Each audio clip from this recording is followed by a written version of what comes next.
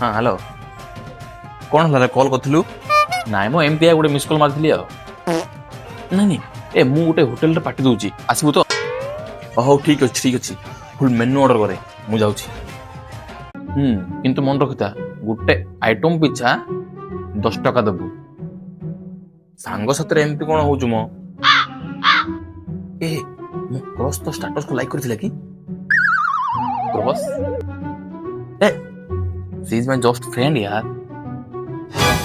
ଆମେ ଆଉ ଜାଣିନୁ ଯେ। ହଉ 50 ଟଙ୍କା ଛାଡ଼େ। 50?